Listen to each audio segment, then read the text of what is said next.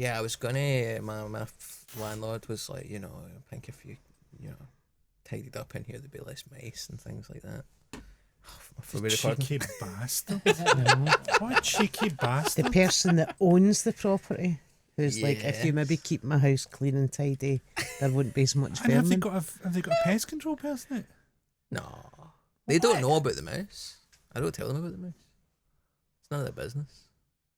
I just want to keep it.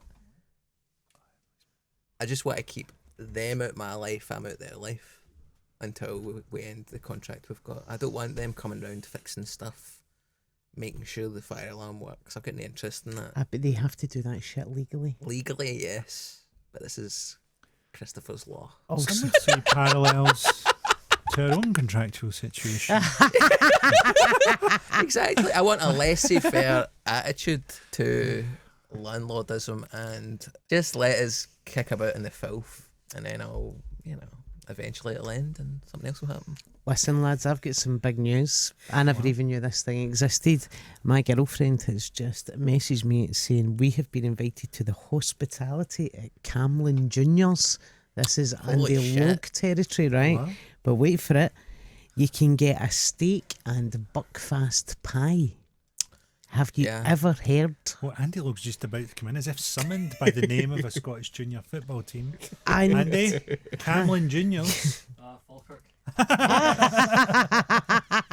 This is your superpower, Andy. This is your autism, man. They beat Wigton and Badenoch in the preliminary rounds of the Scottish Cup 11-1. Wow. This is amazing. Get yourself on fucking Mastermind. Super Scoreboard.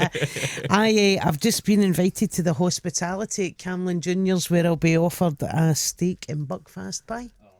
I tell you, I have had a buckfast pie. I had a Really? duck buckfast pie. I used to run a gig called Day of Jest. Hold on, duck and Duckfast? buckfast. Duckfest, yeah, that's what it's called. Wow.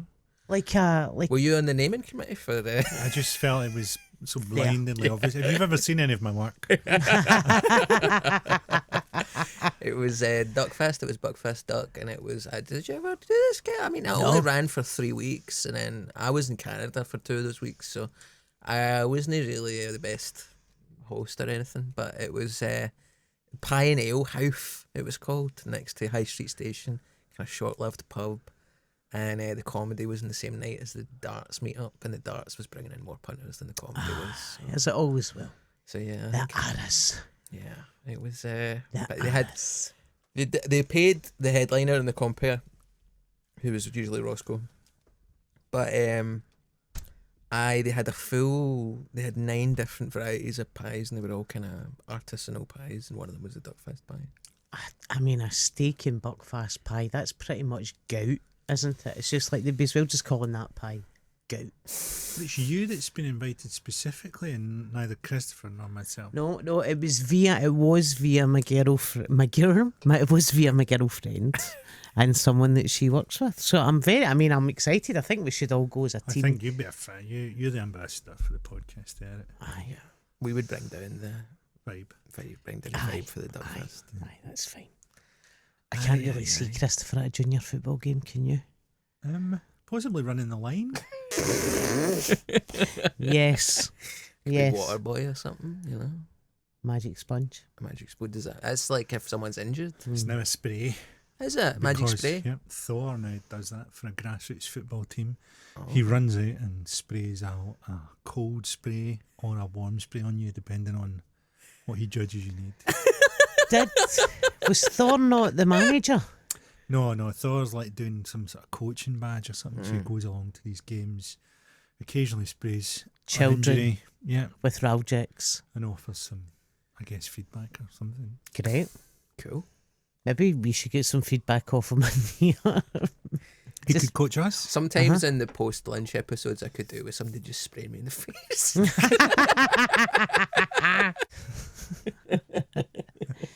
As he attempts to become a volleyball coach, and Is that what his plan is?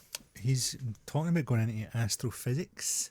That's Right? fucking That's terrible. a change. That's a change. Tell him to just stick to volleyball. Astro, fuck's sake. What's wrong with astrophysics? That's a cool thing to do. It's fucking... That is graft. Why? Just get a job. He's Fuck already had this speech from guess who? You. Yeah, well, You said don't go into astrophysics. No, I've said it looks like a lot of work That compared you to don't have to fucking do. some of the dossy media / arts related courses you could possibly be doing, meeting people, having a good time, Oh, sure. producing an essay on Taxi Driver once every 3 months, rather than understanding the nature of reality. Black You're holes. scared to have a suskind in your own house. Well, you know what? Looks like old Leonard has put a lot of fucking work in. You know what I Oh, mean? yeah. I mean- I'm just saying there's easier lives out there. He likes sport, right? Yeah. Just go and work in fucking sport. That's easy. It's reasonably well paid. All the sports stuff though is you're doing data, boring, or you're doing some kind of like fucking injury management. You're essentially a doctor of some sort, or events. You know, so if you see the different types of sports uni courses, one of them is just pretty much, you know, you'd work for fucking Arsenal or something, but you'd be putting on events or doing corporate promo or blah blah blah. It's essentially that. It's kind of a corporate PR. PR rescue for Still- these 6 criminal fucking strikers. And I say this He to was a central midfielder in Arsenal's case. Yes. I say this as somebody who is into astronomy, right? I still go, fuck, astrophysics at university sounds fucking turgid. And do you know why? It's not even the coursework, it's the fucking people that are going to be in that course with you. That's true. You're not having a fucking wild night out with them. I The had a pal- astrophysicists, come I had a on. pal who done aeronautical engineering. Then he became. I think he got his degree. Then he became a police. Then he went mental. Became a. No, didn't go mental. Cut that out. Then he had a change of heart. Leave that in, Andy. That's going mental and a change of heart are the same thing. Exactly. But it's seen through different lenses. He had a change of heart. He went to work with his dad, not as a butcher, but as a meat salesman. And I think he still does that. It's just the guy in the back of the bus, in it, with a leg of lamb. No, he has a stall. A stall The difference between butcher and meat salesman is a fine. line. Well, a butcher butches. Oh, I'm with you. I understand it. Yeah. I'm just saying. Nah, you're not going to get the university experience for the astrophysicists. Now, these are the very points I've made. But, you know, the boy has his own The thoughts. youth is wasted on the young, isn't it? If you could go back and go to uni again, what would you study? Oh, yeah, like media or something. Those people that are just doing an essay on, you know, fucking Todd Solondz or something. You're just kind of like, fuck's sake, I had to read all of Pamela before I could start writing a fucking essay. You're just absolutely winging it. Yeah. What's Pamela? It's the first, some people would say the first novel, but it's like an epistolary novel, so it's done in the form of an exchange of letters, Oh, okay. and features the anti-hero or antagonist Lovelace, who rapes Pamela, Fuck. we've left to believe, Yeah. and is killed by her brother in a duel. Spoilers for the 18th century novel Pamela. Spoilers for Beowulf. If you could go back and study, so would you do studying, or would you go? Did you do studying again? Yeah. No, I never done. No, I never went to uni. Well, I came out and I was papped out the house, wasn't I? That's so, true. Yeah, you had to get a job. and I had to go and live with my nana. So Yeah. you can't really go to university and study when. Would you go now? 90s. Aye. What would you want to do? Right, if I went young, if I went like 17, 18, I would go media and just have a lovely time, meet all the nice lesbians, it'd be great. If I went older, I'd probably do like politics and sociology, just stuff I'm Right. interested in There'll be history. lesbians in that as well. Aye, but know the right type of lesbian, Christopher. They're like the lesbians that are reading Pamela. That's, Right. do you know what I mean? What's Right. this, the You're reading arty Pamela in a lesbian? different way. What type of lesbian are you keener on then? Just one that likes a laugh. They're fucking hard to find, my generation of laughy lesbians. Right. They're quite serious. Good laugh is hard to There find. fucking is. They're quite serious. They're quite maudlin. I'm no into the kind of... So there used to be a pub called The Whistler's Mother. Do you remember this in Byers Road? And there used to be like a lesbian fucking meet up there where they would listen to... They would talk about folk music and poetry, and I genuinely wanted to stab myself in the face at the very thought of it. There's a hill walkie element. Aye. There's a kind of knitted element. There's a, farmer's market Oh, type aye. of a lesbian. Aye, think that you would kind enjoy. of... It's a class thing though, isn't it? Oh, aye. Yeah. Oh, I mean, there's a whole old-fashioned chunk of classism in lesbianism, and that's probably why most of my audience isn't fucking lesbians. I don't hit that class bracket. Well, some other Oxbridge/Glasgow University, your dad was a lord type lesbians do, but I'm quite happy with that. This week I'm is sponsored by pretty Bank of Scotland. Aye. Some people think I'm a wee guy. So I think Green Goblins. I think for me, it's So much needless stray bullets This fired on this fucking podcast. they are never fucking needless bullets. Yeah. But I do think there's a big kind of class issue there. Mm-hmm. But also, I find that a lot of those more hill-walky type artistic lesbians are very anti-men. And I don't like that either, because I don't think we should be a separate community. I think we're all one community in the same sense that, like, I believe that the trans community are part of the LGBTQ community, whereas you've got the fucking TERF bastard lesbians that are willing to make lives miserable of people in the trans community, and they're a fucking disgrace. So there you go. There's another fucking rant. Which is also part of a class thing. I mean, I fucking don't know. We've probably talked about that before, but it seems to me to be a class thing on some level as well. Turfism. Yeah. Well, I think we I have don't- actually done an episode on that. Have we? Man, I think it's like we did discuss the kind of class nature of J.K. Rowling and blah, blah, blah. Oh, aye. Joanna Cherry, who's a KC, Yeah. KC, and was more. I'm sure she fucking moaned about how she took a pay cut to be an MP. Like, nobody asked you to be a fucking MP. Nobody asked you to stand. A You're lot of people lucky ask I'm you not here. to. I know. Get to I should be fuck. making millions. Yeah. I would love to have went back and done a kind of sillier course and just kind of talked shite. But then that was the path that led me here to talk shite here. So We should all fucking go back and be like a Rodney Dangerfield. I've just Fucking love Dangerfield. Well, you were saying you would maybe go back to Glasgow Uni and do that fantasy course. I think my degree's not good enough to get me on it, like to do an MA. Really? Do you know what I mean? Aye, because I was an alcoholic. Aye. But I do read a lot of fantasy. I write some fantasy as well. I don't know. Maybe you could just write a book and hand it to them and go. There's my degree. It's been published. I just find I'm like likely to find life too busy the next few years now. So, Yeah.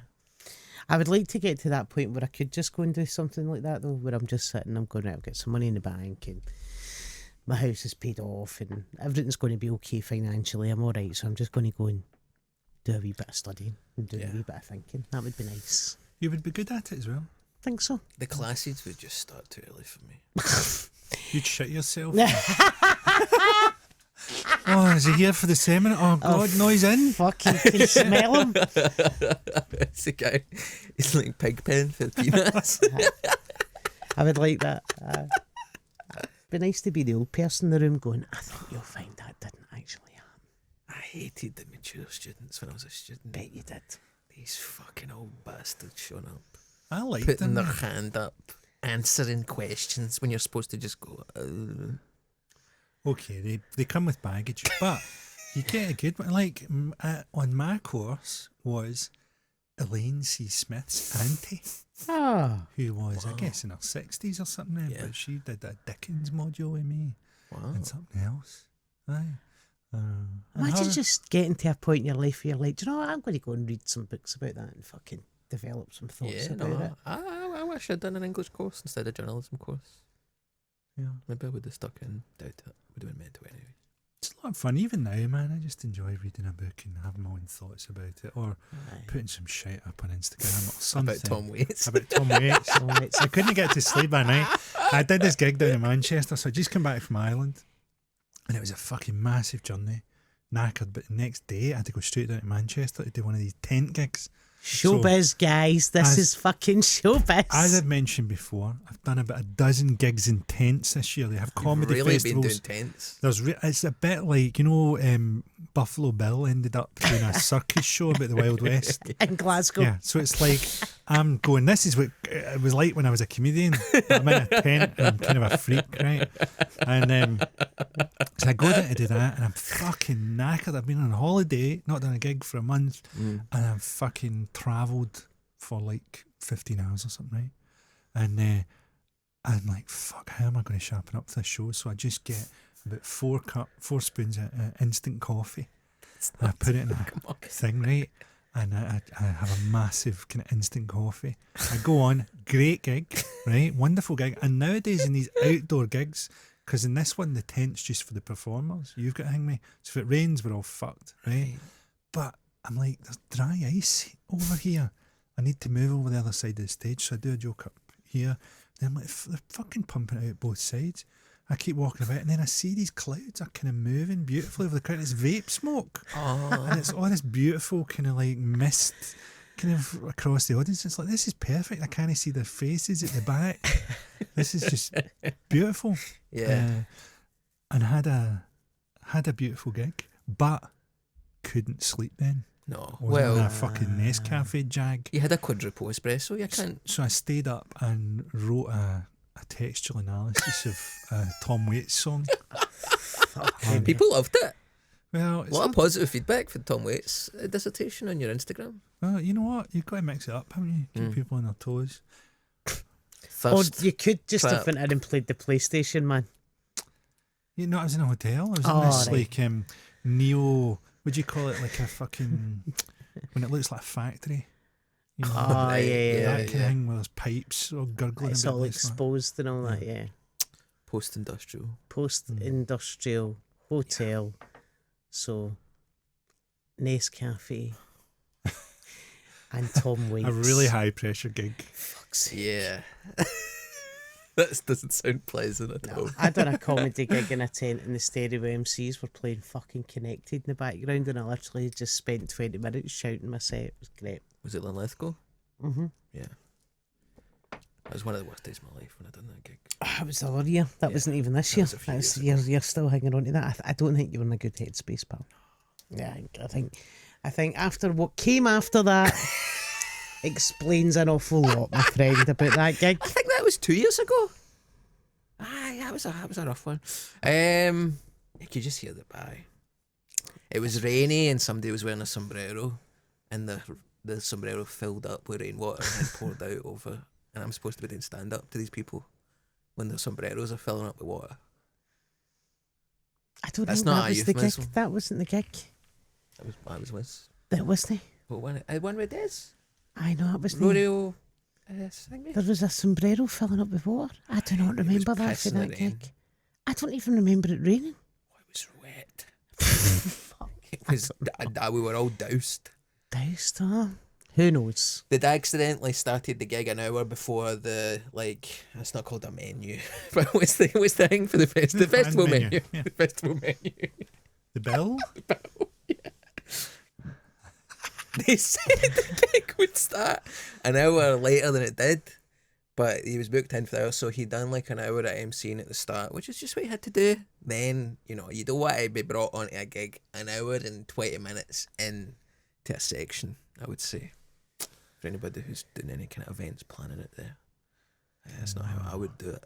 Wow. So I did struggle. I was hungover. What you need to do, mate, get some Nescafe. 4 heaped spoonfuls. You shouldn't even have watered it down. You should have just snorted a big line of Nescafe and just Kerry went. Pritchard McLean was going, so we're going to have your headline act, Frankie Boyle. And obviously I fucking run out. Because I'm fucking jangling. I was wearing a cardigan and she mocked me. It's been like a kind of confused old granda. Wow. But I think... Not everybody can wear sequins, Kerry. Yeah, I think not everyone can carry it off, to be fair. Yeah. Who was the MC? Kerry. Oh, Kerry. She's great. Cool. Yeah.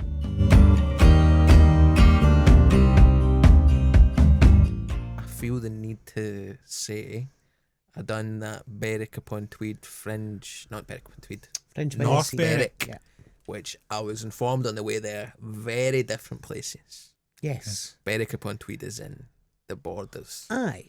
North Berwick is just outside Edinburgh. just outside Edinburgh. But also it's a wonderful festival. It's a great festival. But remember when we done the mailbag episode, sadly Susie-less episode, a mailbag episode where we were talking about books for maybe 45 minutes in bookshops and stuff? The lassie who sent in that letter came to the gig and gave me a painting of my favourite bookshop. Wow. I can't, yeah. Because I'd said the wrong place. I said, oh, it's the Golden Hair, the one at the top of Leith Walk, but it's actually Toppings, I think it's called. She gave me a wee a painting of that. Quite the mistake. The Golden Hair. It's either called the Golden Hair or Toppings. Those are very different sounds. Golden Hair's in a different bit of Edinburgh, I think. Ah, yeah, right, yeah, right. yeah. So I was confused. Different. Nice. Some cracking bookshops in Amsterdam, I'll tell you that much. English bookshops? I was confused. Sometimes I went into the wrong one. There's one called like, what? How'd you say black? Schwarz and Wheat, I think one was called, and that ended up being Dutch. But there was one that was there was a Waterstones there. Oh, wow. Yeah, went to Waterstones. Was it nice? It was great. Amazing. It's an oasis, isn't it? When you're in a strange city and you see a Waterstones, you go, nobody's going to shout at me in there, probably. They If might you- double charge you for a cappuccino. They might. If you could get that in a German doner kebab house. I don't like German doner kebab. I don't know why people say I liked Doner House, which is not the German kebab shop place. They're different places. Are they? Yes, Doner House doesn't exist anymore. That's closed down And there's a reason for that, because of Christopher. our negative publicity for it, because it gave 'Cause us it all was diarrhea. Fucking terrible. But it's gone now. But German Doner kebab is a different place. GDK. GTK, listed on as the lowest rated of any high street takeaway across the UK. 250 grand it is to get a franchise for that shit. Absolutely We could all right. pitch in if you want. No, you're alright. No? Okay.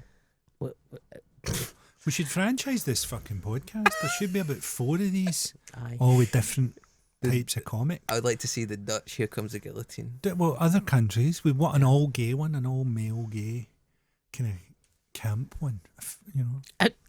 We want a cat. If you fucking met you two, This is the gay one. We want a straight one. It's let me called introduce you Subla. to yourself. Fuck's sake. What a hoot.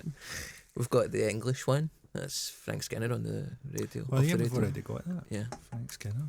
it's a great podcast. And Pierre Pierre Novelli. Novelli. Yes. And, of course, Emily Emily Dean. I Dean. think her name is. Okay. She's very funny. She's got her own podcast where you bring in your dog and you go for a walk with the dog and her, and then you talk about dogs. Oh, that's nice. That's a nice one, isn't it? Mm-hmm. I was living with a dog during the Fringe. Stuart McPherson's dog. What was it called? Oh shit, I forgot the dog's name. I was singing to it in French quite a lot. Lucie and Bien, Sophie. That's dog's a very West End dog, isn't it? My wee dog to the East End. If you were singing to it in French, would just fucking slap you. I've met Baby. His name's Baby. No, think I that's never, not a French name. I never named the dog. We adopted. Oh, The that's dog true. was initially fostered, then adopted by me and my then girlfriend. Yes. And now she's part of a blended family with a collie dog called Stick. Lucie and Bien. Lucie and Bien. I might play this to her. Yeah. Okay. There's a Who's more that upbeat version where I go, Lucie and Bien, dun, dun, dun, dun, Lucie and Bien. It's like a kind of Euro high trash. energy Euro trash remix, kind of Euro house. Nice. Didn't like that. Kind of ran away and hid as if I was, scaring it in some way. But You thought about getting a dog, Frankie? No, but my girlfriend very keen on cats. So this morning we were Oh. looking at rescue cats, and there was a 3-legged guy, and it was like he's pretty grumpy. Has his grumpy days, and I was like, I like the sound of this guy, you know. But it's where I live, it's quite, cars are quite fast on the road, Yeah. and this guy's got 3 legs. Do you know what I mean? It's not the Have an fastest indoor cat. cat though, you know. Yeah, that's what I was thinking, but I don't know. It's not a great house for that. So Right. see what happens. Yeah. I've never had a cat. I'd just be scared they would bring you dead mice and things like that. Oh, fuck. But at 3 legs, you're probably about right. In your house, mate, Your they would house, just be that's going what into you the need. hall. That's what you need. Your cat would just be going into the hall like, here, there's another one. It's like a world buffet. Wow, there's all types of stuff you can kill and leave in this. Just through that toilet, little hatch in your wall. Well, I don't know Probably looks like cat flap. It It just goes does. into a world I of. don't know what that's supposed to be. Why would there be a hatch? Is it a vent? Where It's is a it? hatch. It's in my bedroom near the internet stuff. So maybe in the long ago. But it's like a swiveling hatch, and I've had to sellotape it shut because I seen a mouse jump in there once when it was open. I said, right, that's you. I like Tom and Jerry. Yeah, Just ran it into was the wall. much like Tom and Jerry. Sometimes I get sleepy and I put matchsticks in my eyes to keep them open. Like that episode. Fucking hell. That's one of the great episodes when he puts the matchsticks in his eyes to keep himself awake, and he draws circles on his eyes to make it look as. Do you remember that really depressing cartoon Barney Bear? Yes. Barney Bear was always trying to get to sleep, but there was always noise. He was always fucking losing it really big time. Yeah. And it was just really, really miserable. Sleep is the biggest indicator of mental health, so Oh, yeah. fair play. You think Barney was having a breakdown and imagining the noises? Is it that one where, like, I don't know who this Barney guy is, but He's a is- bear. he's a bear. I don't care what team you support, right? But is it like the dripping of the taps too loud and he's trying to fight? Oh, that there's a stuff? fucking chipmunk or some Yeah. kind of thing. Woodpecker. Yeah. Woody Woodpecker maybe got involved. Mm. Arsehole. I went to quote.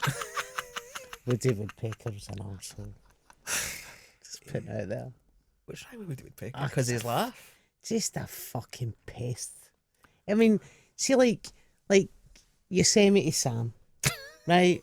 You can relate to him. He's like your dad, isn't he? He's just fucking a wee angry guy with a beard. Uh-huh. And then you've got Marvin the Martian. Yeah. Sweet guy. Deputy Dog, Bugs Bunny, Tom and Jerry. All good, all good. Okay. Woodpecker just fucking doesn't contribute anything.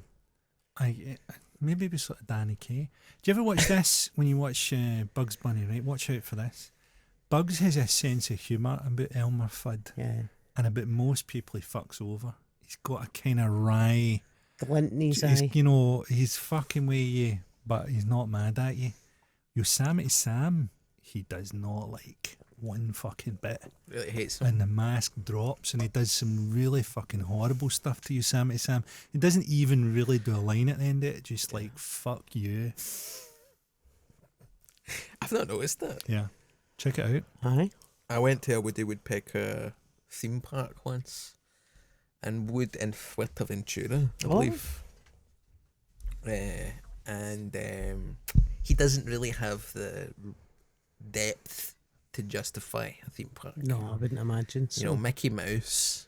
Say what you want about him. He does have a bit of depth. You know, he's been a club owner.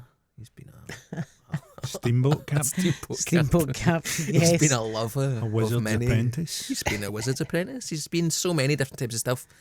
Woody the Woodpecker's laughed, and that's all he's got. That's is pecking and laughing.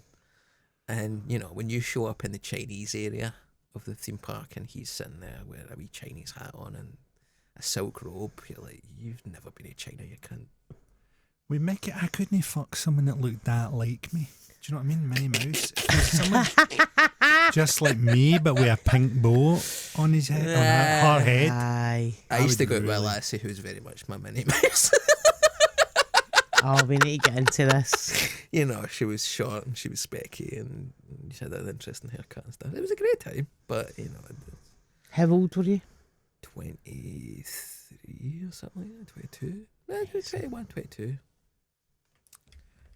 I've not been out with a short, spiky person in a while. I would just find it difficult. Do you know what I mean? Aye. People accused us of being related fairly often. We're not. No, We were not. I've not cousins. Never had an incestual relationship in my puff. No. I think your own relationship with yourself, if you're healthy, is a complex one. You see yourself as having strengths and weaknesses. So it's hard to really Then fuck go, yourself, do you know what I mean? Because you're like, I know what this person is like, you know. You need to have some mystery. Sure. Some mystery, really, to get going. Mm-hmm. If you're going to spend years with somebody, you need to kind of have an onion to peel away at. Whereas Mickey's got right down to the bottom of that onion, he's fucking ramming it nightly. Her voice wasn't even high to begin with. No. Yep. Neither was his. Fuck. I mean, we're not crossing out the potential that. Same with Pac-Man as well, Miss Pac-Man. It's just him with a bow. But I think that's a trans thing. Right. Yeah. What? I think Miss Pac-Man is just Pac-Man Trying at on a a later different- stage of life. Yeah. I don't think it's You a never see them different- together. Yeah. There you go. Fair. The pills or maybe hormones or whatever.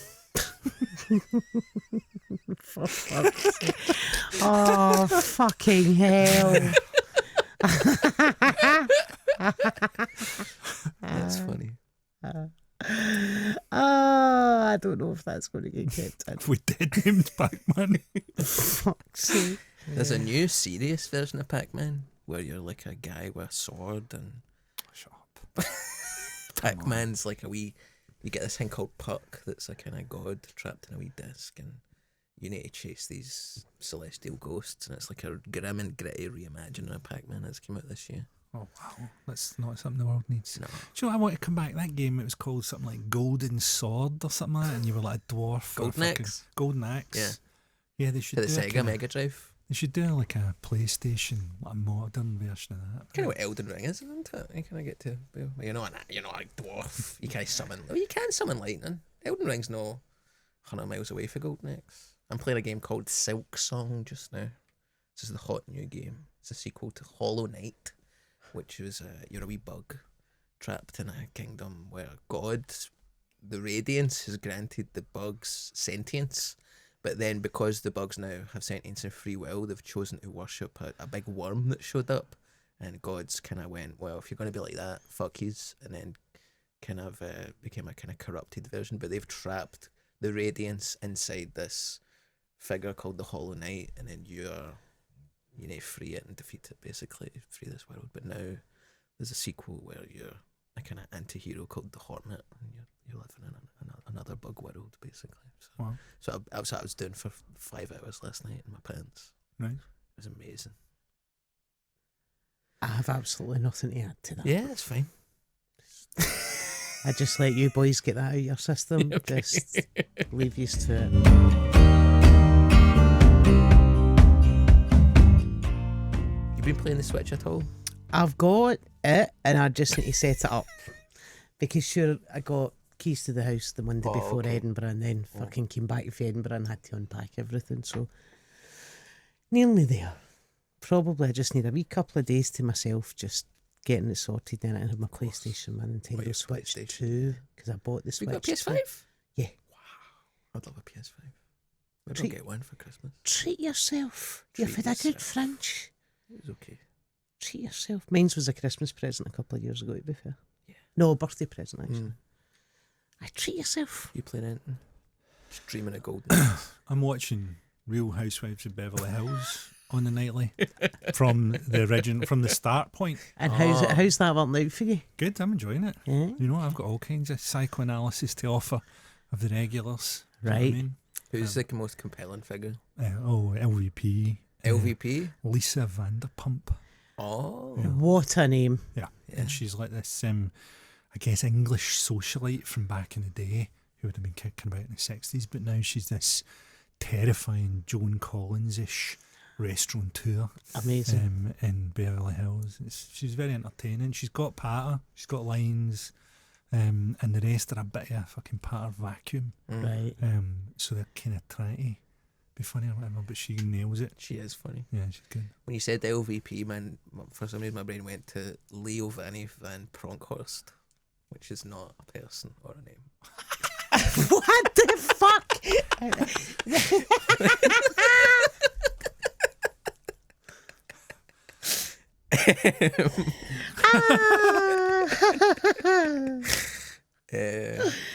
Oh, fuck's sake. Where does it go? Did more people come in? Did people die and leave? Or? No, they get sort of auditions. So they go, oh, we've got a fucking games night with the ladies. And obviously they don't know each other that well, I guess, at first.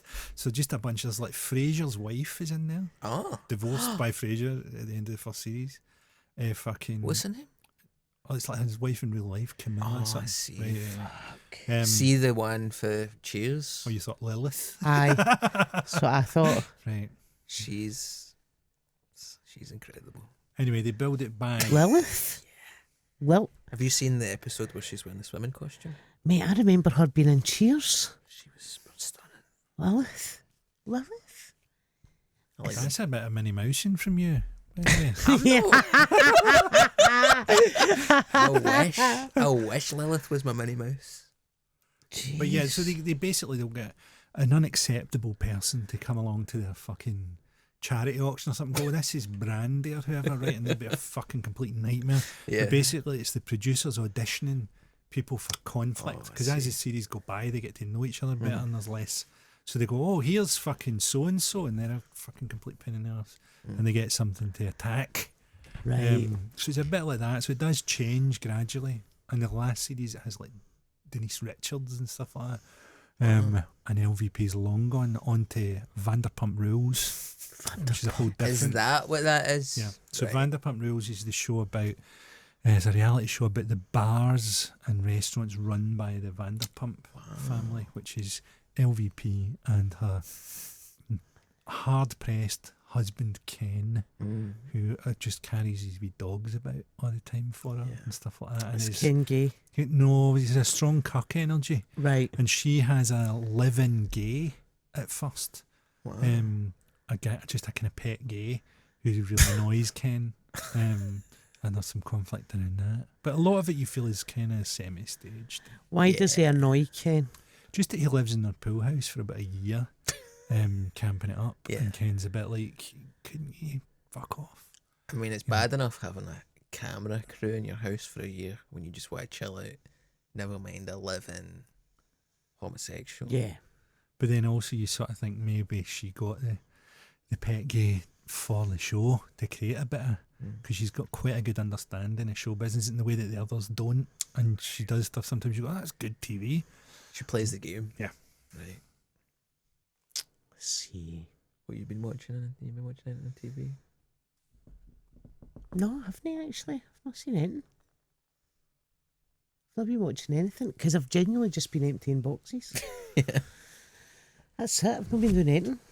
I've got a list of prompts. Not prompts, but just ideas I had to talk about. That was where the... Catching up with pals, I've been doing that. Oh, yeah? Imagine, because but I've not imagine seen you look at anybody. your list and it's all the stuff we've already talked about. Done, done, And you're done. like, fuck it, Miss Pac-Man. I'll tell you what, I was walking past the... It's like new material now. Let's have it. I was interested in this because I was walking down the Barton Road, or the Barton Road hadn't started yet. What's the Argyle Street? Yep. And I was going past that new university building, the Adam Smith building, which is like a new one. It's like got a tinder box in the bottom of it, and it's just down there. And an old Eastern European man with a broken arm asked me if I could take a picture with him, like with the building. But it was like it wasn't like a tourist building. But he went, and I was like, why does this Russian guy or Polish, like some kind of former Soviet country guy want to have a picture taken with Adam Smith?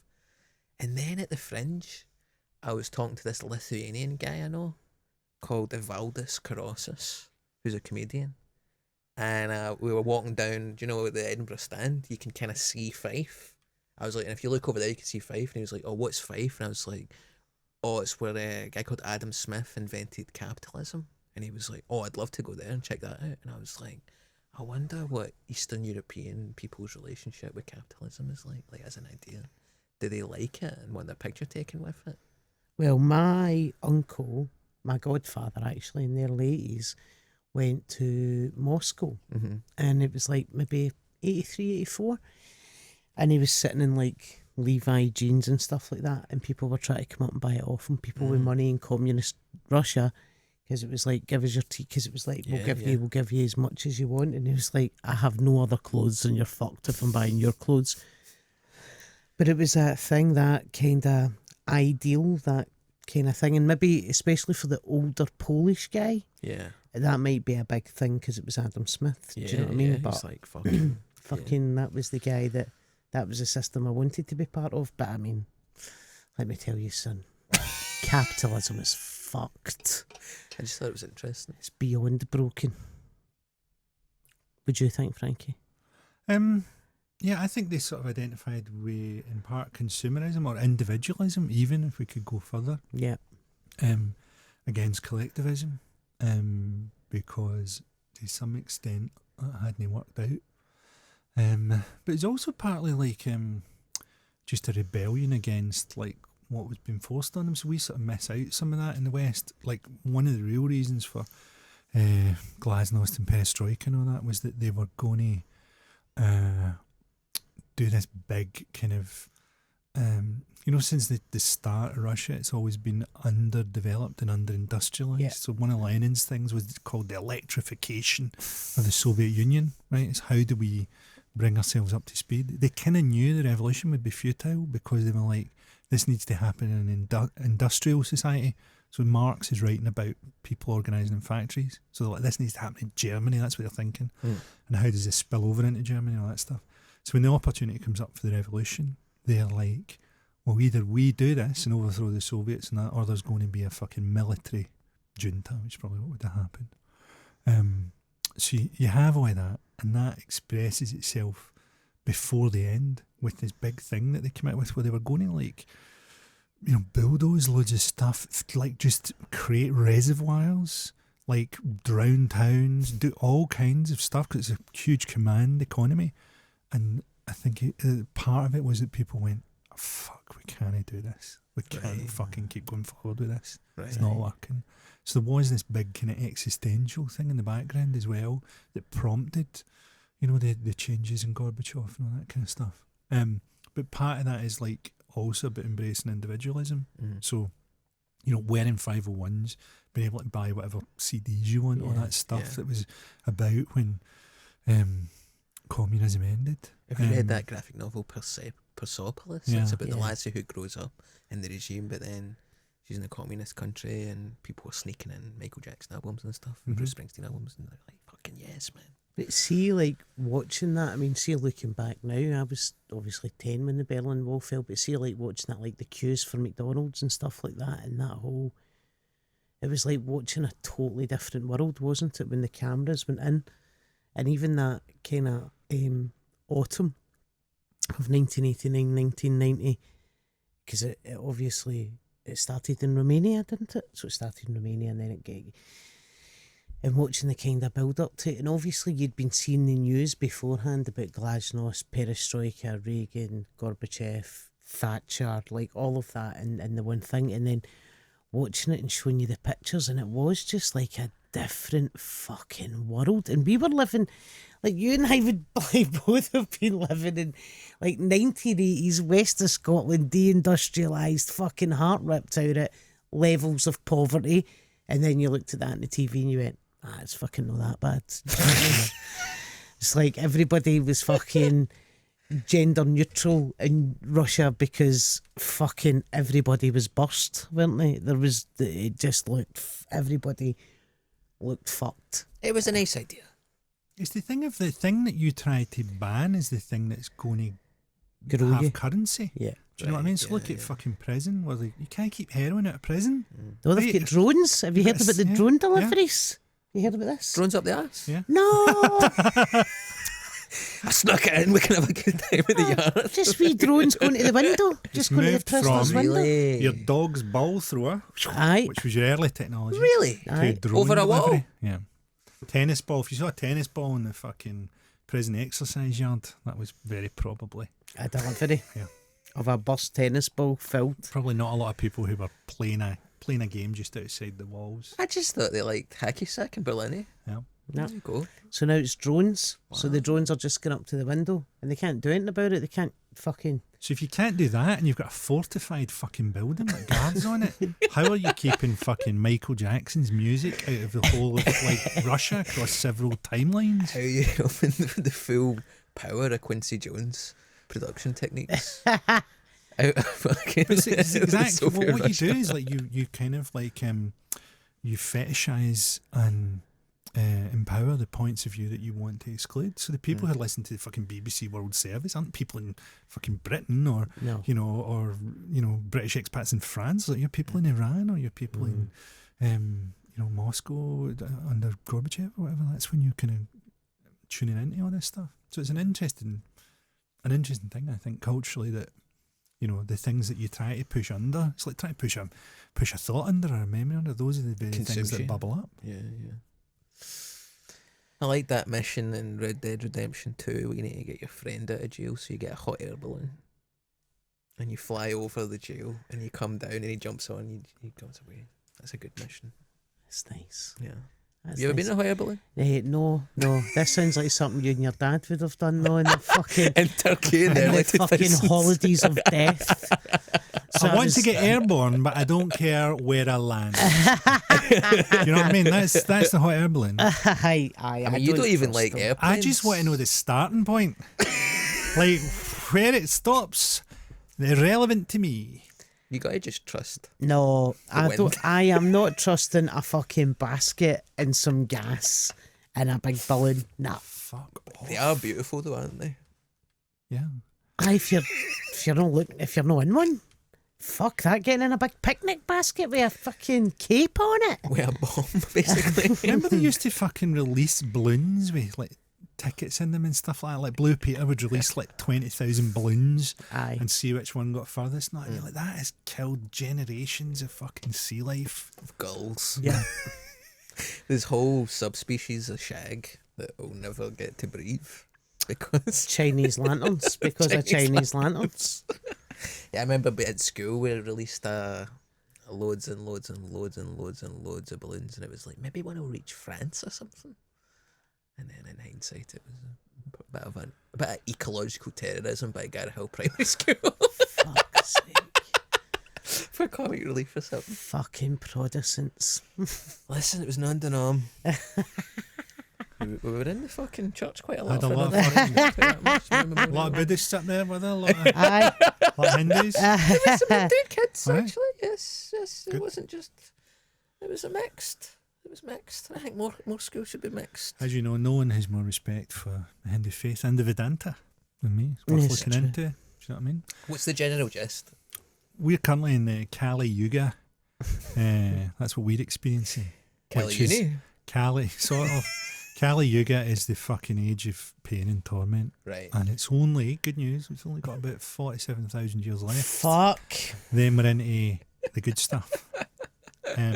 What's next? Well, the Vedanta, at its heart, the Vedanta is the idea that everything is God. God is creation. And that, We're just one Our brain life. experiencing itself. yeah, it's very Bill Hicks. Yeah, I don't think he ever knew about the Vedanta, but his philosophy is quite like Vedanta Hinduism. Yeah. Vedanta is like to Hinduism what Kabbalah is to Judaism. I would like to see Vishnu dressed up like Bill Hicks Jesus fuck. with a leather jacket and the cigarette in every hand.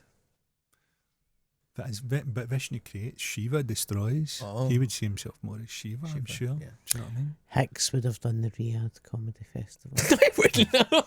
Dennis Leary would have. Dennis Lady Leary would. would have, yeah. Yeah. Oh my god. Woody the Woodpecker would do it. Ah, fucking right you would.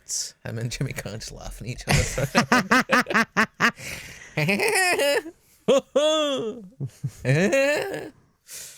That was a good prompt. That was a good problem. What was it again? I met an Eastern European man with a Ah. broken arm who asked me to take a picture of him outside a new building. I'm which I always found suspicious. always be wary of it. Someone approaching you with a cast in their arm. You know, it's Ted Bundy. It's the classic. Oh, Jesus. The wounded bird. Help. Yeah. Next thing you know, You're helping him load a sailboat into his Volkswagen, and suddenly You're in the boot. beamed over the fucking Napa. He did do that though, didn't Yeah. he? There was one person in particular who done that in a college car park too. Bundy pretended he'd a broken leg or something. Broken arm. Broken arm and then just fucking put it in the boot.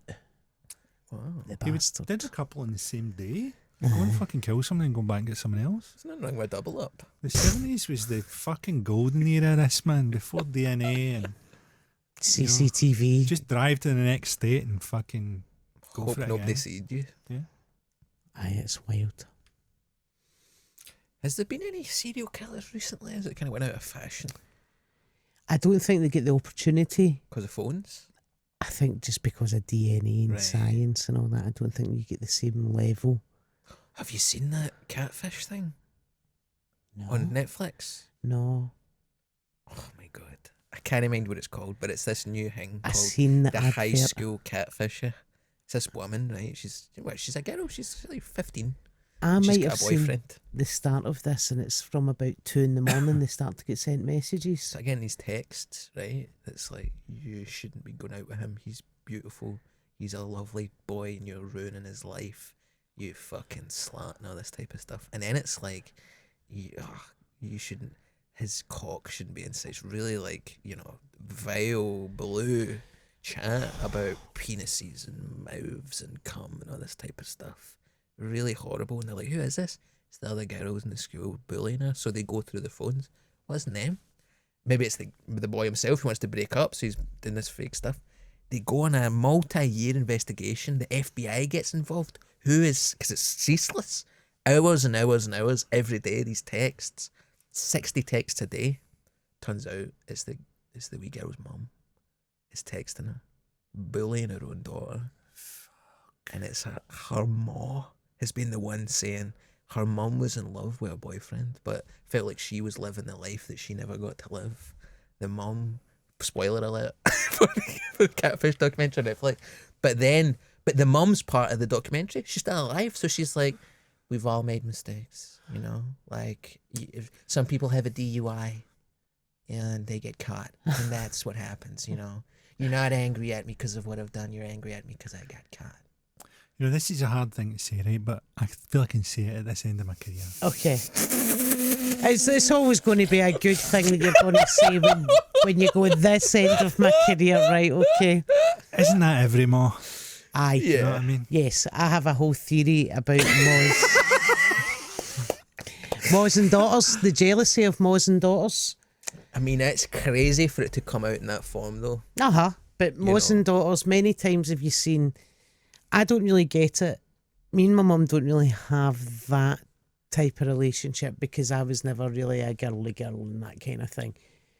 But I've seen it so many times with mums and daughters, and the mum is so fucking jealous of the daughter because, well, essentially the daughter's had more freedom than her, whether that be kind of sexual freedom or career opportunity and all Just the way these the things. world's went in the last, Yeah, it's yeah. things better or whatever. But it's a very matriarchal thing as well. It's very prevalent in Scottish society, I think, in Irish society, of the mum will downtrodden the girl, and there's almost a jealousy of how the dad, this is all getting a bit fucking Freud, but how the dad looks at the daughter and how the dad feels about his kind of princess. Looking after the daughter. Looking after, protecting, princess, daddy's girl, not in a sexual or seedy way, just that whole dad protector thing. And the mum kind of does that with the boys, but the boys don't really recognise it because they're boys and that's just what they expect. So the mum then kind of attacks the daughter for her role in the family. Sure. And it's so fucking prevalent. You're like, oh man, this is beyond toxic. The FBI catch them all, right? And they come to the house and they say to the dad and the daughter, we know who's doing this, it's your mum. And the mum's there. And the mum puts her arm around the daughter and goes, it's okay, it's okay. And the daughter's just processing it in front of the FBI and her dad. Like, it's you? And she's like, yeah, it's been me that's texting you. But she's like patting her hair. It's one of the most fucked up things I've ever seen in my life. But it's like to have a documentary about a monster, but then she's taking part. It's like, imagine there was a Bundy documentary where he was like, Ted yeah, Bundy's well, you know. 2 in 1 day, what can I say? It was a busy day at the office. But it's absolutely, it's one of the most fucked up things I've seen on Netflix in a while. And I've seen a few stand-up specials that should not have been made. They take them to the Riyadh comedy. The mother from the Catfish documentary is It's doing a hosted- double headliner with Wooded Woodpecker Aye. at the Riyadh Comedy Festival. And I, for one, cannot wait to be doing support. I seen the advert for that. I'm actually going to watch it though, because it sounds like something that you just need to watch and go, where the fuck just started It just this makes human behaviour? listen, we've all got dysfunctional families by the very nature of dysfunctional in some sense, but it just makes you watch something like that and you go, you know, my mum's alright. Aye. On, you know, compared to some, I'm just Like I can look at my mum and go, my mum's well into her 70s, and I can go, she's a wee bit vulnerable and she's old and stuff like that. But I can honestly say that we never had that mother-daughter jealousy thing. But I wasn't the type of daughter that was ever going to go and go shopping with her and you know spadies and that shit. So I think that kind of made it easier. Even though I had a decent relationship with my dad to a point, and I probably had more in common with him, it wasn't that type of relationship. But when you see it, it's fucking disgusting. When you see it in front, and I've seen Moz flirt with the boyfriend. oh, well, And you're like, yeah. Jesus, fuck. But like everybody at the school got investigated, so they all know now, and she just has to go to that school, and the boyfriend like is just like, yeah, I mean, it's pretty awkward. It's crazy. Do you know Glasgow thing that gets me? When a guy will go, "Ma wee ma," I'm like, what the fuck is wrong with you? What do you What's going mean? on here? Ma wee ma? What the fuck are you talking about? Yeah. It's creepy, it's weird, it's Freudian. Aye. What, are you a child? You fucking wee ma? Aye. Get a grip. And it's quite a thing though, isn't it? It's quite a thing though in West of Scotland, that type of... Idealise your terrible mother is a thing. Aye. Who hates you? Who hates you? It's made your life a fucking misery. Ma wee ma? Go Who's fuck caused yourself. your alcoholism? Go lick your wee ma's pish flaps, you fucking maniac. Well, it's been a great episode. I think this has been a bonanza. Mother's Day special.